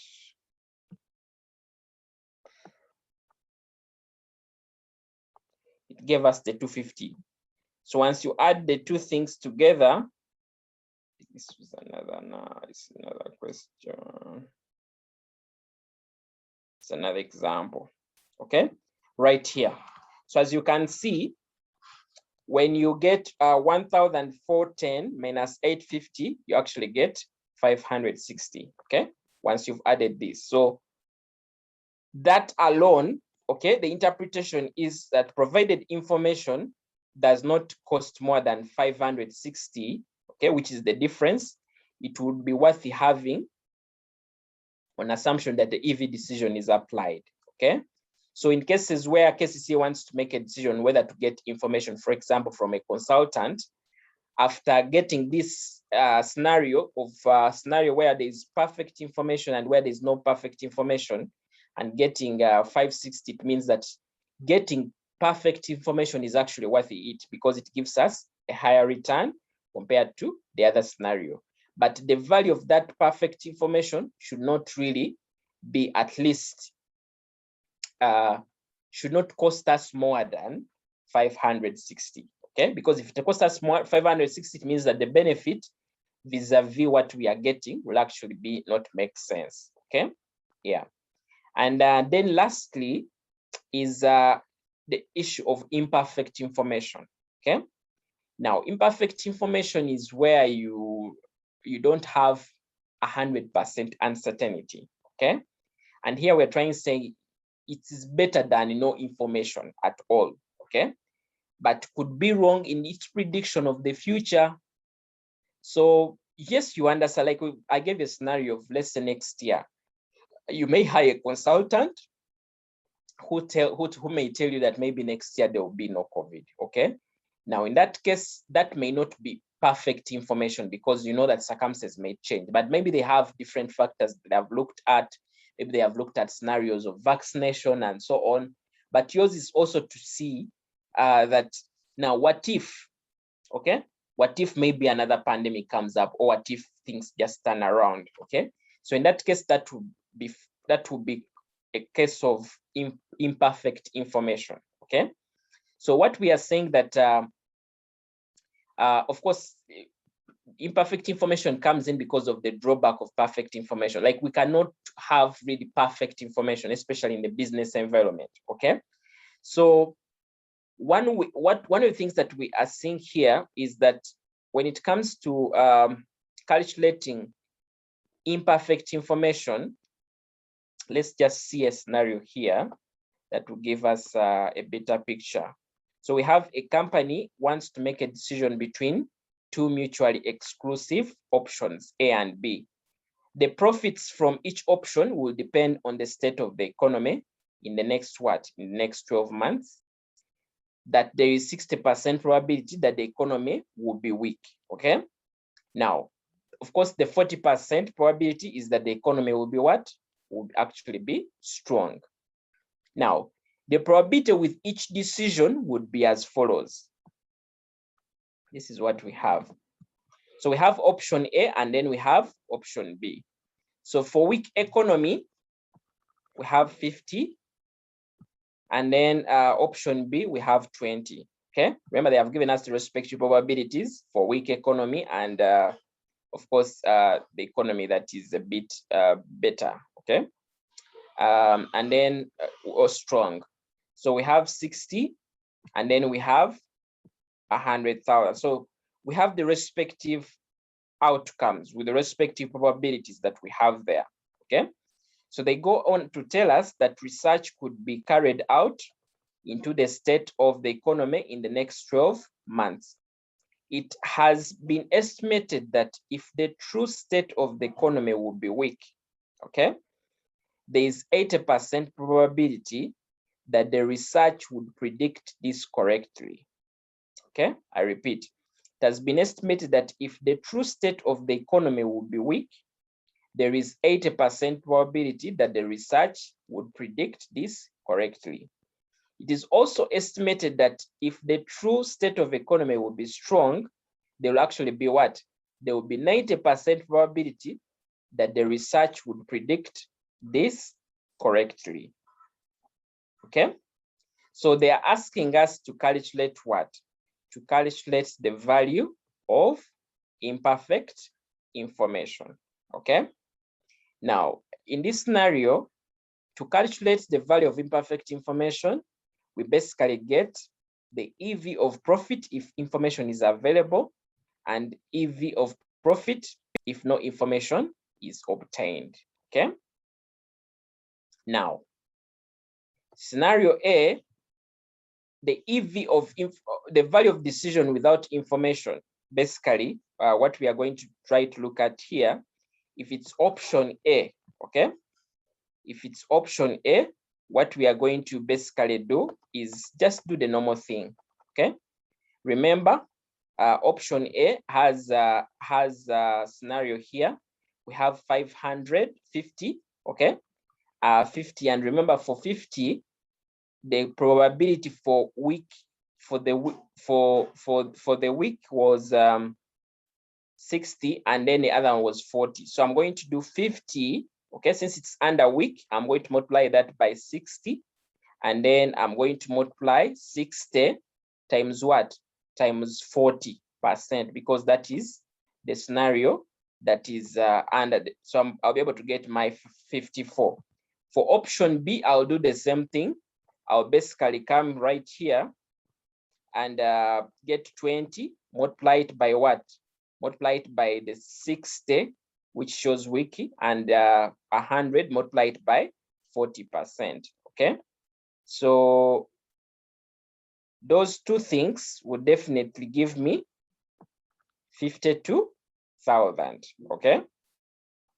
Now, of course, in making the decision here, these are EVs, these are expected values that I'm using here. And with the expected value, mine is just to choose between what gives me the best expected value. And as you can see, option A would give me, so I would basically select option A of the 54,000, okay? And then we have a scenario where we have imperfect information. Now, when I'm doing imperfect information, this is what I'm going to look at, okay? So we have actual state of economy, okay? And then we have research prediction, and then we have the decision, then we have the profit probability, and so on, okay? So this is how the scenario is going to be. So we have, just a moment, sorry. So we have actual state of economy if at all it's weak, okay? If the actual state of economy is weak and the research prediction actually informs us that it's weak, okay? Option A definitely will be the 50,000, okay? Because under weak, option A gives us 50,000. But then what happens with the probability, okay? Now, I think you can see that from here,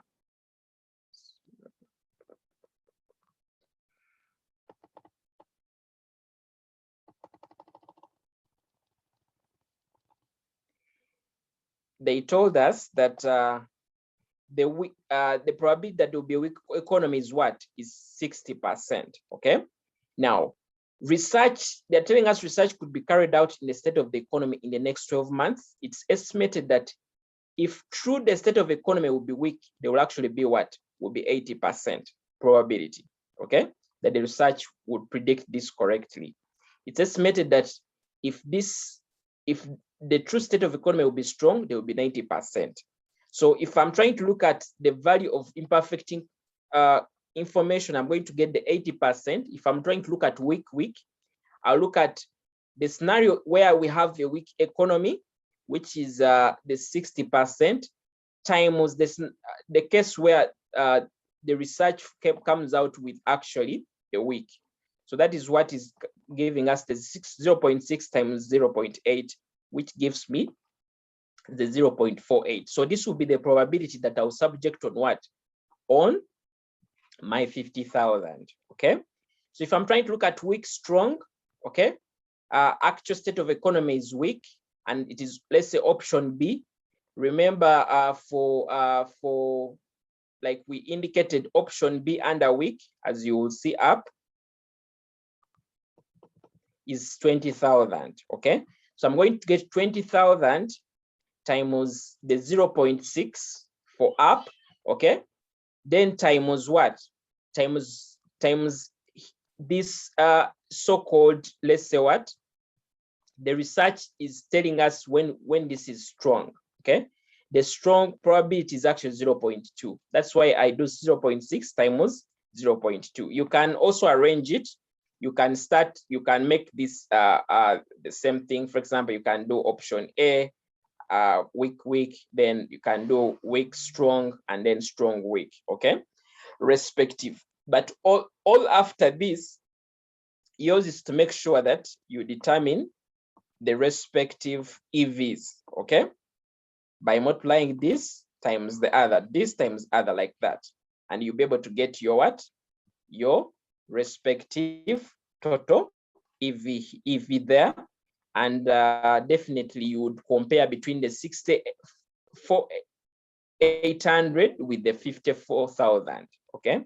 And your comment will be, they should accept information if information is actually what? If information is actually, when you get the difference, which is the 10,800. So information should not cost more than that value, okay? The 10,800, okay? Yeah.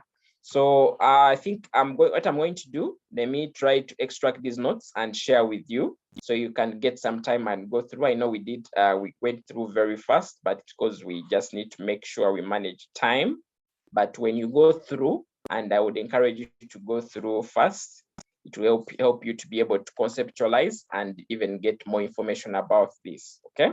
Yeah, so that is it, unless, do we have any question? If we don't have any question, then we can end here, okay? Yeah, there's a question. Okay, what's the question? Yeah, this is Henry speaking. Some of us were registered for October sitting, and so there's possibility that that you are going to sit for exams. Is there any catch-up plan way forward that we might, because we seem to be, not close to the end of the syllabus yet, but is there a way forward? Okay, that is Henry. I don't know, even is at team Barbara and Thembo, did you also register for October? Yes, I did register for October, sir. Okay, and what about Barbara and Thembo? Yes, I also registered for October. Okay. Okay, given that, what we shall basically do, let me try to look through my week. I don't know. Also, Tembo, I also registered for October. Okay. Yes. Now, I want to find out how, because some of the catch-ups we may need to do basically, by the way, these might be early mornings catch-up, like early morning classes, okay? Because the evenings I already have some programs on them. So we may choose to do some programs during the mornings. And by morning, I mean from, because we want 2 hours, okay? I know you guys go at work. I don't know what time you go at work, you start your work. I know some of you may move, but we may try to do maybe 6 to 7 class. I don't know if that is possible. Not even 6, but maybe try to do maybe 5 to 8. Would that be possible? A 5 to 8 class? Can you be ready for class at 5?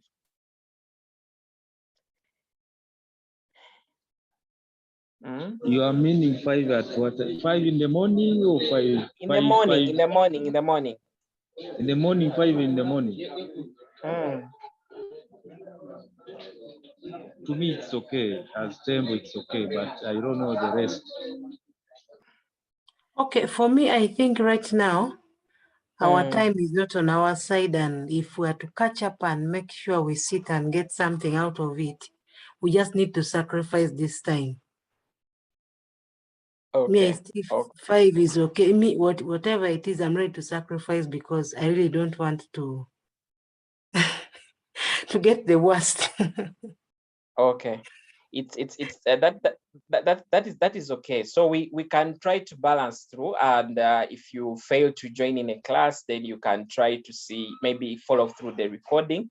But one of the things that I would encourage you now is, in addition to these catch-up classes that we want to do, okay, make sure that whatever you have, okay, you at least understand it, okay, and that means that you put in extra effort also on your own personally to go through what we have studied, and also relate those to also look at how questions are as well. Okay, so from my side, let me try my best to see how I can create my programs and see how I can create also some catch-ups for you. Okay, but I would also ask you that for whatever we've studied, okay, because of our program, and this is an online program, we have only, let's say, 2 hours a day. So we want to make sure that we at least utilizing what we've studied and trying to find out maybe more of that. Okay, so let me work on my side, and then I'll try to communicate. If today's Saturday.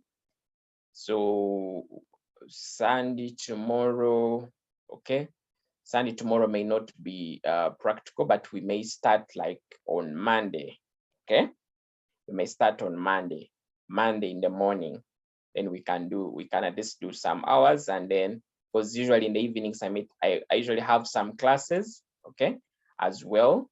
And I'm going to also, because I have 2 papers that I teach, so I want to also create some other catch-up lessons as well for those other students as well. But for the MDC class, I'll basically do that. Alternatively, I can also do maybe a class during the day and maybe share with you a recording as well. Let me see what really works out, okay? Given that I actually had planned to ask you about your registration. So let's see how we can push this through, okay? Yeah, I think that is what I can say for now. Okay, thank you, sir. Now, there are notes. I was trying to compile the notes since we started. Yeah. And there are notes about relevant costs and short-term decisions. So somewhere, those notes of relevant costs, I was not seeing them on our discussion group, on our group. So I would pray that if you can also forward us those notes, so that of relevant costing.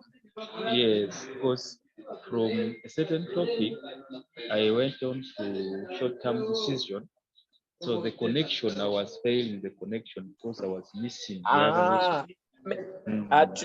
For relevant costing, I actually shared notes traced. I shared one version and then another version. Now we only followed through one version. So you may try to find the other version as well, which matches. Okay. You get it? Yeah, but I can reshare that, those that we went through. The others I just shared with you to just look at alternatively. You get it? Okay. Thank you, sir. It's okay. Let's see how we can push through, but make sure that you play your part as well. So you put in extra time Yeah. to, I don't know what other papers you're preparing for. Do you all have only MDC or you have other papers? For me, Personally, I have only prepared for MDC. Okay. Personally, I have MDC and paper 15. So I have 2 papers. Oh, okay. You try to balance your time based on your on what you have on your plate and see how you can strategize within these remaining times. Yeah, but I'll be reaching out on the group. Let me look into my schedule, then we'll share with you that. But just take our first class will be there on Monday in the morning. Okay. Thank you, sir. Okay. All right. All the best, guys.